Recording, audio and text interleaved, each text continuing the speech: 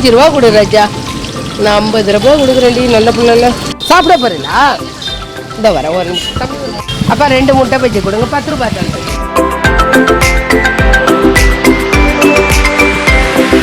நான் ஃப்ரெஞ்சு ஸ்கூலில் வேலையில் இருந்தேன். ஆயா வேலையை தான் இருந்தேன்.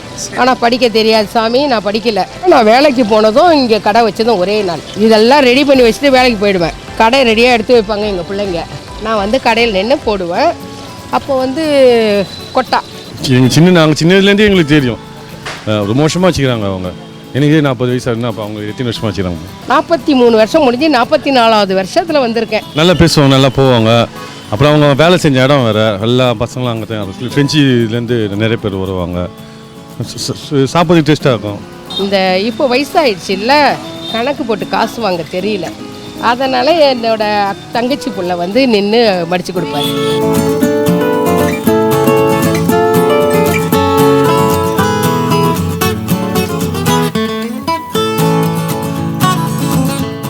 மசால் வடை, வாழைக்காய் பஜ்ஜி, மிளகா பஜ்ஜி, ஒரு போண்டா ஒன்று போடுவேன். உருளைக்கிழங்கு பட்டாணி எல்லாம் வச்சு ஒரு போண்டா போடுவேன். அது கரெக்டாக 3 மணிக்கு பற்ற வைப்பேன். அது போட்டது அதுக்கு எனக்கு வேலை மாற 6 மணி ஆக்கிட்டேன். 6 மணி 7 மணி ஆச்சு. அதே சீசனில் போட்டுட்டு இருக்கிறேன் ஐயா. ஆரம்பிக்கும் போது பஜ்ஜியோட ரேட்டு அப்பயே வந்து நான் 20 ரூபா போட்டேன். அது இன்னொரு என்ன மீன், அது கவலை மீன். யாராவது விரும்பி கேட்பாங்கன்னு 10 ரூபா போட்டேன். அப்பயே 10 ரூபா போட்டேன். போட்டு எதையும் சேர்த்து வைக்கல. யாராவது கேட்டால் இன்னமும் கொடுத்துக்கிட்டு தான் இருந்தேன். எனக்கு 12 வயசுலேருந்தே அவங்களுக்கு தெரியும். வளர்ச்சி இருக்குது, ஆனால் வளர்ச்சி இருந்தால் அவங்க எதுவுமே சேர்த்து வைக்கல. ஆரம்பத்தில் வந்து பெரலாவை வந்து வேணான்னு நான் சொல்லுவேன், இந்த பெரலாவுக்கு தான் விலை வரும்னு. அதை வாங்கி பெரிய பெரிய ஆள்லாம் போட்டு இன்றைக்கி கேட்குறானுங்க எல்லாம். பரவாயில்ல பஜ்ஜிக்காரமாக இந்த மீனுக்கு விலை. கொடுவாவும் பாறையும் போடுவேன், நல்லாயிருக்கும். மீனெல்லாம் வந்து போட்டாண்டை வாங்குவேன். அப்படிலாம் கடலூர். இல்லை எல்லோரும் போடுவாங்க, ஆனால் அந்த அளவுக்கு சார்ந்து வராது அவங்களுக்கு. இது நானாக முயற்சி பண்ணி ஆரம்பித்தது. இப்போ வந்து 60 ரூபா மீன் பஜ்ஜி, 30 பைசாவிலேருந்து போடுறேன் எறா பஜ்ஜி. முட்டை பஜ்ஜி 2 ரூபாயிலேருந்து முட்டை பஜ்ஜி போட்டேன். இன்றைக்கி 5 ரூபா போடுறேன். ஏன்னா முட்டை ஒரு நாளைக்கு ஒரு விலை ஏறும். இப்போலாம் வந்து 3 10 ரூபா கூட விற்றுது. அப்போ போட்டேன். இன்றைக்கி ஒரு முட்டையே 10 ரூபா விற்கிது. ஆனால் நான் 2ஆக போட்டு 5 ரூபா விற்கிறேன். சின்ன வயசில் அவங்க இப்போ படிக்கிற காலத்தில் தெரியும். எறா பஜ்ஜி, மீன் பஜ்ஜி எல்லாமே நல்லாயிருக்கும். எல்லாமே சூப்பராக இருக்கும். சின்ன வயசுலேருந்து நம்ம இங்கே தான் வந்து சாப்பிடுவோம், போவோம். முட்டை பஜ்ஜி அதிகமாக, அப்போல்லாம் முட்டை பஜ்ஜி அதிகமாக சாப்பிடுவோம்.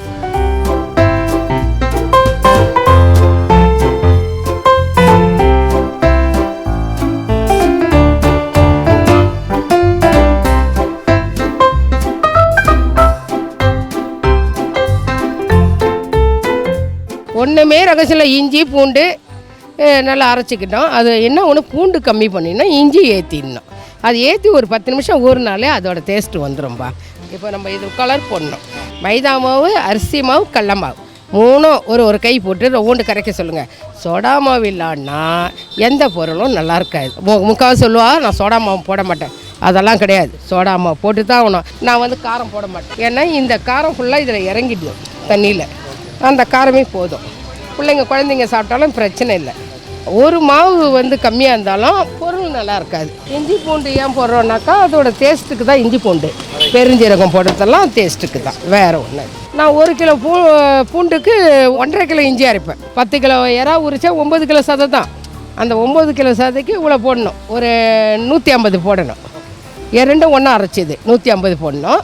மிளகாத்தூள் 150 போடணும். எறாவுக்கு, மீனுக்கு 200 போடணும்.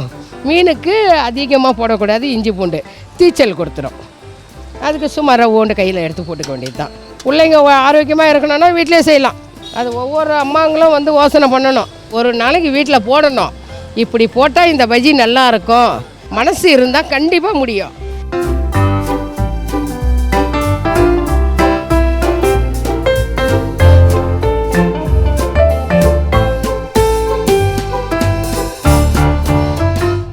நான் நல்ல பேர் வாங்கிட்டேன். இன்றைக்கி என்ன விலை விற்குதோ அதே மாதிரி பஜ்ஜி போடுவேன். மீறாத போனால் எனக்கு கடன் இல்லை, மீந்துட்டால் கடன். பிள்ளைங்களே இந்த காசுக்கு விரும்பலை. என்னைய வரையிலும் என் பிள்ளைங்க விரும்பலை. ஒருத்தர் மெட்ராஸில் இருக்கார், அவரும் விரும்பட்டார். பாப்பா ஃப்ரான்ஸில் கட்டி கொடுத்தேன், அவங்க இருக்காங்க. என் மாப்பிள்ளை ரொம்ப தங்கமானவர், ஃப்ரான்ஸில் இருக்கார். என் பிள்ளைனுக்கு எதுவுமே வாங்கலை, அவரே கட்டிக்கிட்டு போய் சந்தோஷமாக இருக்காங்க. அந்த ஒரு சந்தோஷம் தான் கடவுளுக்கு நன்றி சொல்லிவிட்டு நான் இப்படி போடுறேன். இல்லைன்னா இந்த என்றைக்கும் கடையை மூடிட்டு இருப்பேன். உழைப்பு தான் அவங்களே ஒண்டியாகவே இருந்து தான் இது செய்கிறாங்க. அதுலேயே அவங்க பிள்ளையும் பையனையும் வளர்த்தாங்க.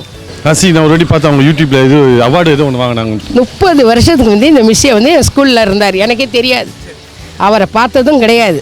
அவர் என்ன பண்ணார், இந்த ஊருக்கு 30 வருஷம் கழித்து வந்து எல்லா ஆள் இந்த ஃபுல்லாக ரவுண்ட் அடிச்சுட்டு லாஸ்ட்டில் 2-3 தடவை என் கடையில் சாப்பிட்டு பஜ்ஜி அம்மாவது 30 வருஷத்துக்கு என்ன சாப்பிட்டனோ அதே டேஸ்ட் இருக்குது. அதனால் ஒரு முஸ்லீம் இங்கே இருக்கார், அவரை பிடிச்சி இங்கே வந்து எனக்கு இது அவார்டு கொடுக்க சொன்னான். ஃப்ரெஞ்சு கவர்மெண்ட்டு, தமிழ் நம்ம பாண்டிச்சேரி கவர்மெண்ட்டு அதெல்லாம் பார்க்காது. என்கிட்ட இருந்தால் போதும். அது அதுக்கு கியூ நிற்காத கொடுக்குறானுங்களா பாரு. யாருக்கும் கிடையாது. சின்ன காலில் பார்த்தா இவங்கள மாரி யாரும் கிடையாது. ருசி, நல்ல ருசி. அந்த ருசி எங்கேயும் இல்லை.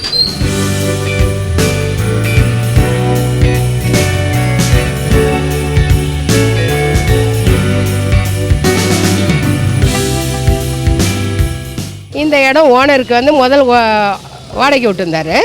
மகாராசன் ஒரு 2 வருஷமாக என்கிட்ட வாடகைலாம் வேணாம், நீ இருக்கும் வரலாம் சும்மாவே போடு, லைட்டுக்கு மட்டும் 300 ரூபா கொடுத்துருன்ட்டாரு. அதை கொடுத்துட்டு வரேன். இன்னைய வரையிலும் வந்து அடுத்தவங்களுக்கு உழைக்கிறத பற்றி நான் கவலைவில், இன்னும் வேலை கொடுத்தா செய்கிறதுக்கு இருக்கேன். ஆண்டவங்கிட்ட எனக்கு கை காலை மட்டும் சத்து கொடுன்னு கேட்குறேன். எதுலேயுமே சொல்கிறேன், லாபம் இல்லாத ஒரு தொழில் பண்ணலை, பொய்ன்னு சொல்லக்கூடாது. நான் ஒரு தண்டல் எடுப்பேன், அது 1 லட்ச ரூபா தண்டல் எடுக்கிறேன்னா ஒரு 3 பேர்கிட்ட வாங்குவேன். அந்த 3 பேர் கட்டுறல அது லாபம் இருக்குல்ல, அதை சந்தோஷப்படும்.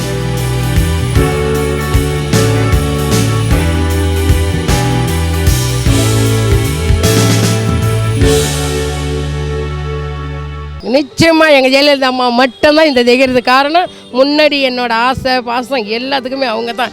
இப்படி தான் வாழணுன்றத வாழ்க்கை இது தான். என் உயிர் உள்ளவரையில் அவங்கள மறக்க முடியாது. அவன் தன் நம்பிக்கை, அவங்க கொடுத்த நம்பிக்கை தான் இந்த ராஜாம்மா இங்கே இருந்தா இத்தனை வருஷத்தை காலம் நல்லனா. அவன் உண்மையிலுமே அவங்கள பார்த்தா எனக்கு அழ வரும். பார்த்துருக்கேன் கிட்ட போல், இதே தெருவில் பார்த்தேன். இந்த தெருவில் வந்துட்டு போய் தான் ஆக்சிடென்ட் நடந்தது தெரியுமா. படாத தெய்வத்தெல்லாம் வேண்டணும் அவங்களுக்காக. இன்னும் வரல கொண்டு சொன்னேன், அவங்கள என்ன பேசுதுன்னு தெரியல.